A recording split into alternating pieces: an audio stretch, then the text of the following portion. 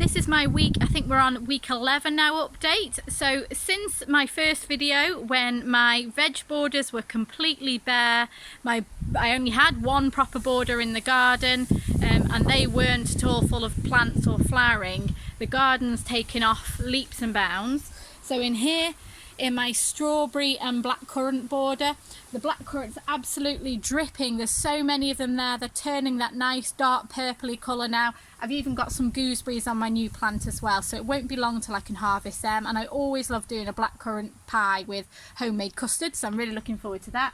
My strawberry plants here are doing really well. We've had some really nice big juicy ripe strawberries off there already. As you're probably aware, if you've watched a few of these videos, we had a bit of a disaster with the potato border in that the chickens got in and completely devastated the leaves, but we re-earthed them up. We've mulched them with straw and they're coming back strong now. They're on the cusp of flowering, but they can stay in there a little bit longer. In the veg patch on this side, we've had a bit of a harvest. Our lettuces are doing absolutely brilliant. We have salad with about every meal. The pea plants were doing okay. The really hot weather, even though I've watered them, hasn't really helped and they've died back. But we've had a few peas off them, only small ones, so we've used those in salad. The rhubarb's looking great. We've already had a harvest from the rhubarb and had rhubarb crumble once, which is brilliant. We had 2 potato plants there, which we've dug up and we're having those for tea tonight. And now in their place, we've got Jefcoate-Malam plants here that have been growing in the greenhouse and I've planted them out today. I've never had much success with Jefcoate-Malams, but we're going to try them again this year. And so the veg border's coming on strong. There's the chickens down there, if you wanted to see them. That one's Blue and that one's Queenie. And this one here is Meg. So we come back through to the nice side of the garden, as we call it now. And we're having some success here too. So in the greenhouse, which is here, our tomato plants, we've got 2 there and they're absolutely covered in fruit. Really nice big sort of beefy tomatoes coming, so that's looking really good. They've got a bit of ripening to do, but we've carried on pinching out as you're supposed to. And the pepper plant's looking okay. There's a few peppers on it, not looking stunning now I must say, but this is my first year of growing peppers, so you know, it's an experiment.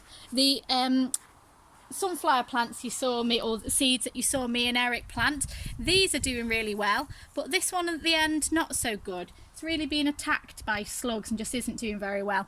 If you're wondering why, that's because Conker keeps weeing on them. So over here, this is the border that at the beginning of the year was just completely either covered in weeds or bare, and as you can see, those seeds we've been planting have really taken off. We've got nasturtiums, we've got verbena, we've got cornflower, we've got cosmos, we've got fennel. You know, it's really coming along in here. And this part is where we did a lot of remodeling, taking out all of the weeds and starting again with those plants, putting these grasses in. And I've done a lot of work in that today because on Friday I went on one of my first trips out since lockdown and went to Woollerton Old Hall Gardens in Shropshire.